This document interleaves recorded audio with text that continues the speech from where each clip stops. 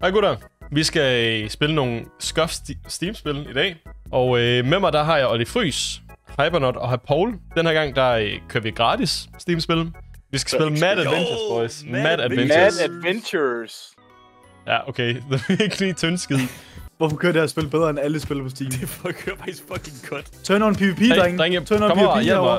herovre. Kom og hjælp mig med at åbne en pakke her. Jo! Nej, kom her. Coins. Er det musikken her i, der er sådan noget Minecraft? Ja. Ja, det er legit Det er jo din det Squid Game. musik. Det er fucking... Det er Ludwig-musik, bro. Det er Mick. What the fuck? Er vi imod hinanden? Oh my god. Hvad fuck er meningen? Jeg døde lige. Jeg forstår. Vi får guys. Nej, jeg tror, man kan også slå hinanden ned. Nå, man har liv. Det er BM, det der, Michael. Du kan godt se, at jeg ikke har noget liv. Nej. Okay, jeg overlevede. Fuck, det var clutch, det der. Fuck, jeg er en gamer. Jeg healede dig lige. Din fucking... Din motherfucker! Nej, det er fucking BM, det der, Michael. Jeg gælder lidt liv. Hvad er det ikke? Vi er imod hinanden, er vi ikke det? Og Michael, han er dummy thick, han er. Har du prøvet at se den numse her, B? God damn. Nej, hvad er det her? Hvad skal vi? Og synes, tag et billede. Find hvid. Jeg fandt en hvid. Nej!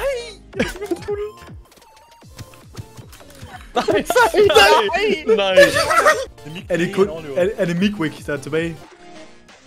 Spørger, vi finder sådan. Hvorfor trykker han? Må lige se. Det er X. God damn. Jeg hader, at der er fucking... Okay. Jeg fik ingen coins. Jeg fik ingen coin. Jeg går og customize mig selv til at være en thick mommy.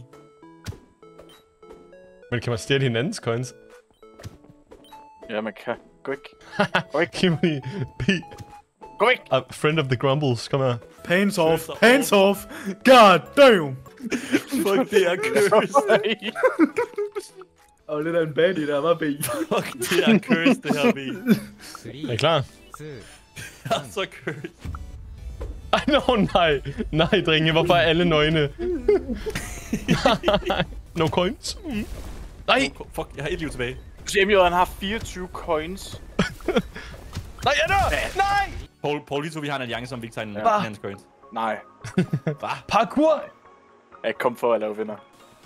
Har du nogensinde spillet Minecraft parkour? Paul er dræb. Vent. Nej, jeg faldt ned! Fuck, jeg gjorde det så fucking godt. Nej!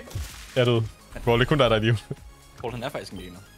Han er bare sådan en type, der sidder på mærkeligt på stolene, han er. Så knupper sig op ved siden af stolen. Fuck er det her? Jeg ved ikke, hvad vi skal. Ved du hvad, Olli? Det gider ikke, det der. B! Get good, B. Get good. Nej! Det er jo det der. Hvad er det her spil? Har du det? 23 Nej, coins nu. lad fucking lade være, kom her. Så skynder. Hvad fuck er det helt problem, hva'? Kun noget med. Lad være, ikke stemme. Er PvP ikke stået fra? Jo. Vi kan ikke stå for coins. Coins. Ved du hvad, Michael, jeg bliver rigere på det her. Ja, du gør. Gå nu væk. Nu skal jeg på hold med The Mick J. Okay, jeg er målmand. Nej. Okay. Ingen, der tager deres mål endnu. Der er der stadig PvP på. Der er ikke PvP på, men vi kan bare ikke... Nej. Konge. Han tager mine coins, din fuck. Nej, Olli. Du tager defense, Nej! Olli, jeg har den med. Indover. Nej. Fuck godt reddet, B.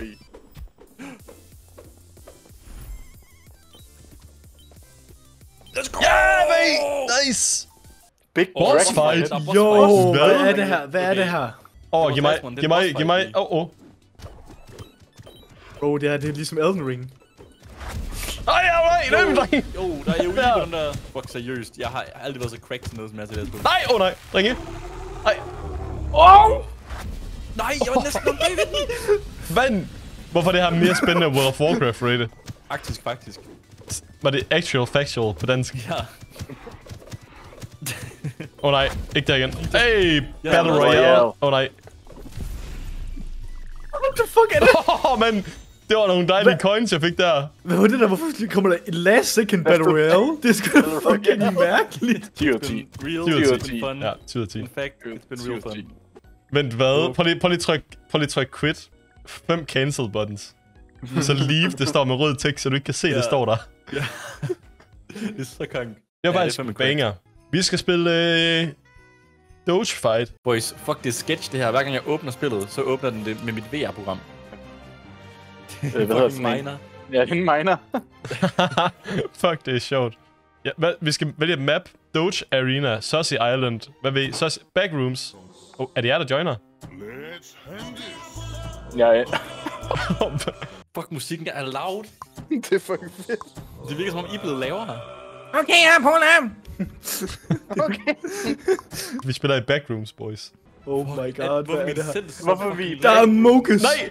Dun. Fuck, det er kak, det her. Hey, jeg ved. De har forskellige abilities. Hey! Skal vi nakke hinanden? Ja! Hvordan skyder man? Højre klik og så tryk. Okay, jeg prøver op.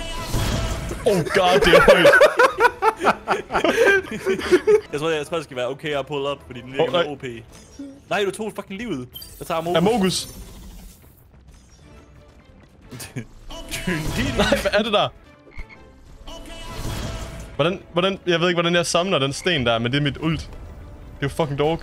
Nej! Hvorfor kan du bruge det der hele tiden? Kom her!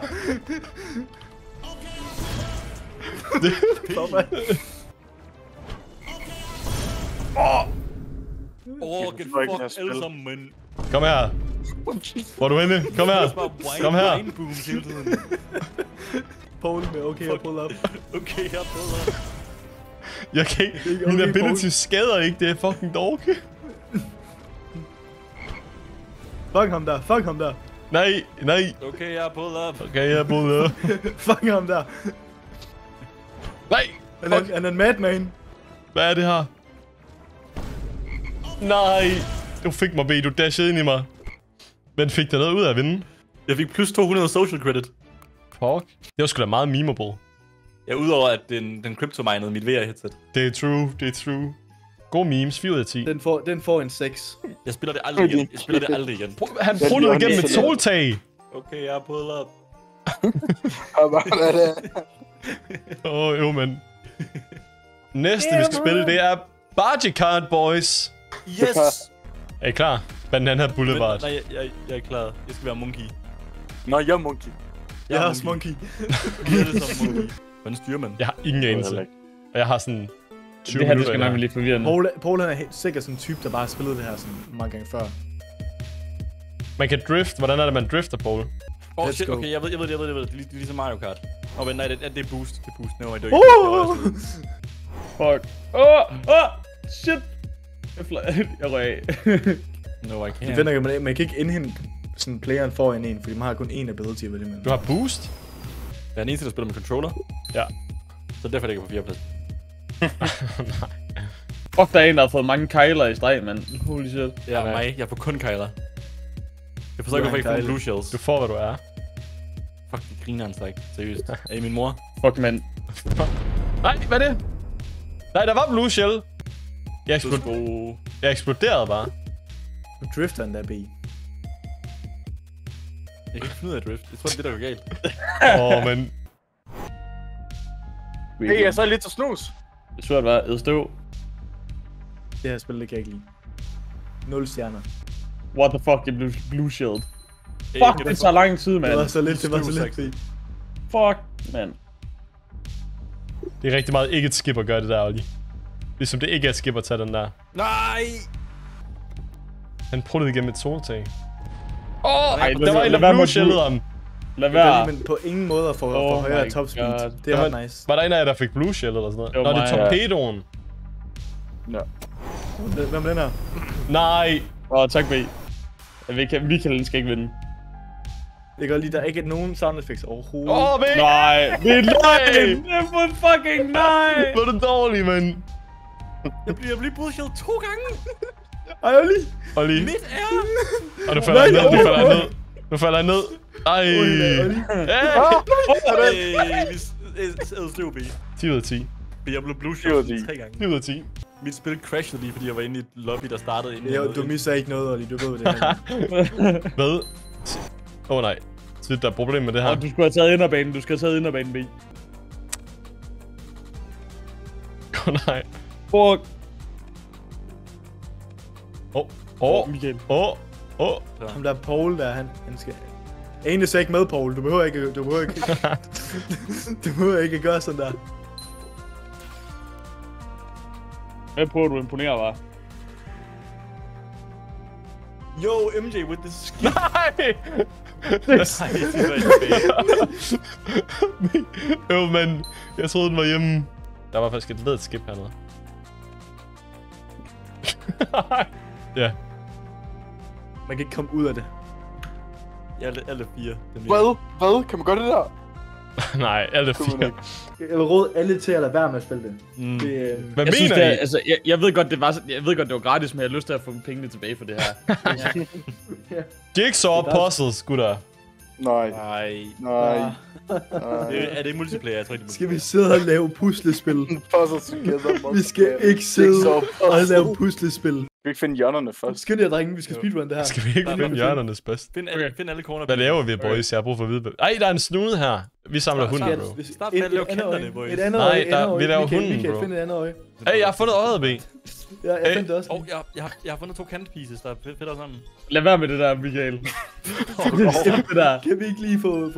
Ja. Med næste hund på. Nej! Nej, nu gik de i stykker. Nej, det er fint. Nej!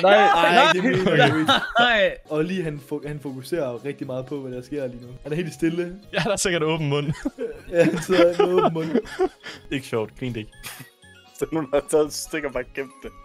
Vi mangler et pigestring. Jeg har pigget, B. Hvem har taget pige? Jeg har fundet Nå, hvad har du så lavet i dag? Jeg har spillet puslespil sammen med drengene online.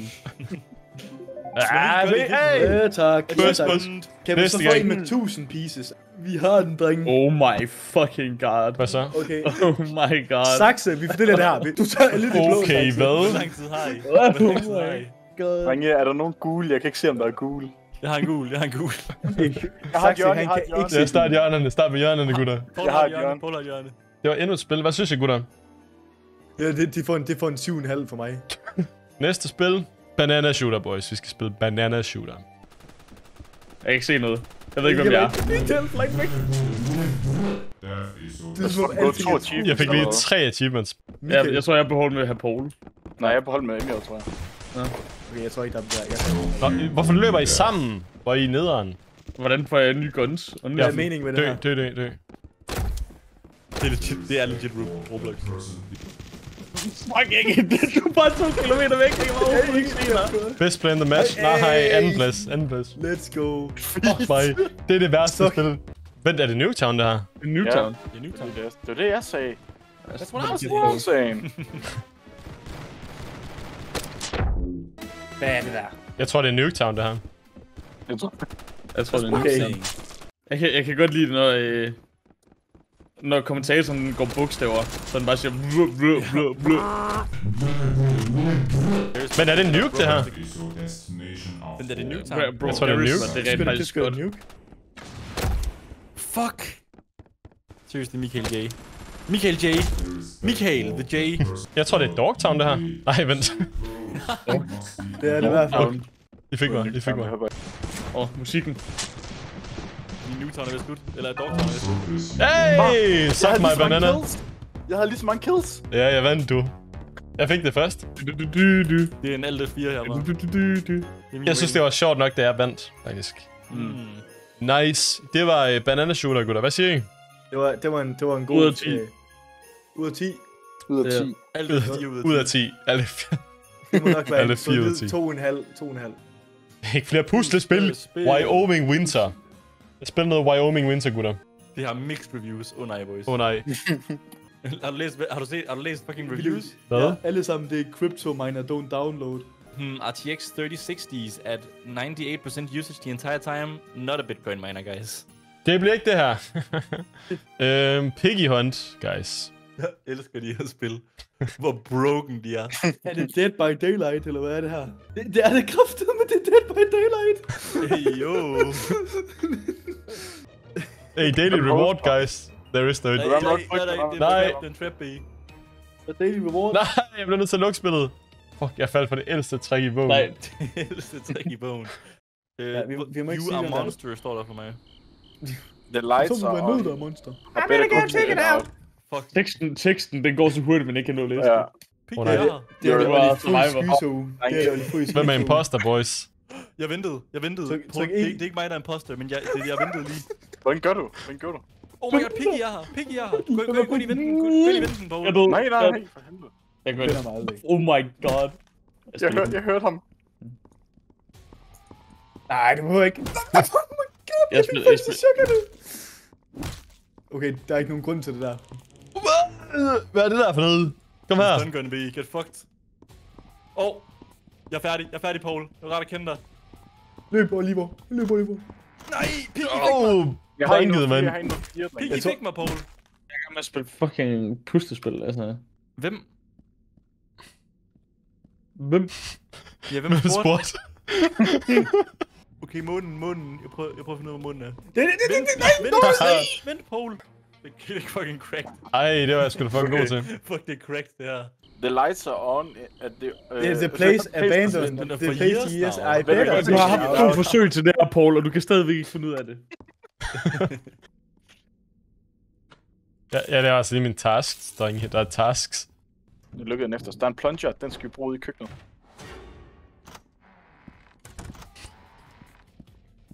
Sådan. Nej! Surprise, motherfucker. Nej, jeg døde, drenge. Fucking dø, mand. Kom her. Kom her. Nej, det er fucking sygt. Kom her, kom her. Kom her ned. Kom her. Kom her. Nej, nej, bro. Helvede. Fucking Juice, juke, man. det er, Paul. Saxi kan bare stå og camp hammeren. Vi kan stun ham. Ej. Jeg stunnede ham. Så, Paul, du har den nu. Det er lights slide, are on slides at on the old- it for now. The place is finished. Yeah, I better check it out. Better go check it out.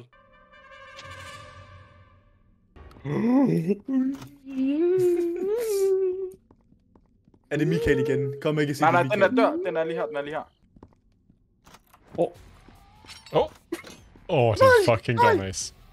Nej. Bear traps. Jeg ved, den skal ind. Hvem er så... Fucking bear traps. Bear traps.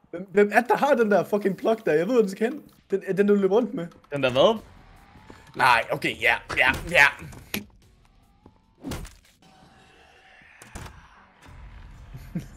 Hvad er det? Stunner vi ham, eller hvad? Er det her grineren, hvad, MJ? Synes du, det er sjovt, det her? Det er fuck, det er et godt spil, det her.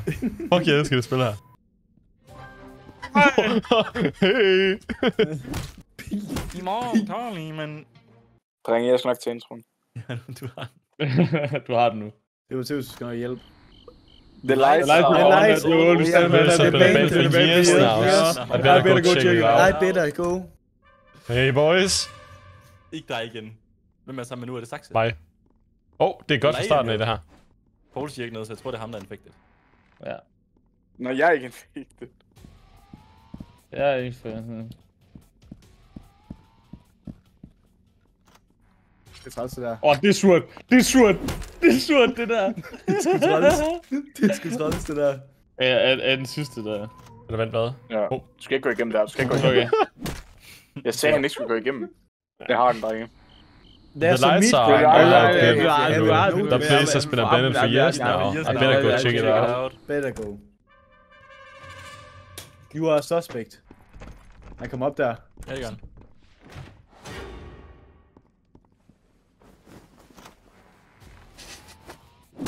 Det er fandme hurtigt.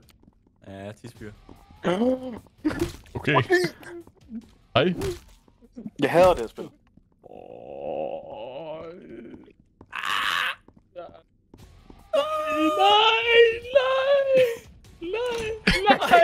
Ej, det er godt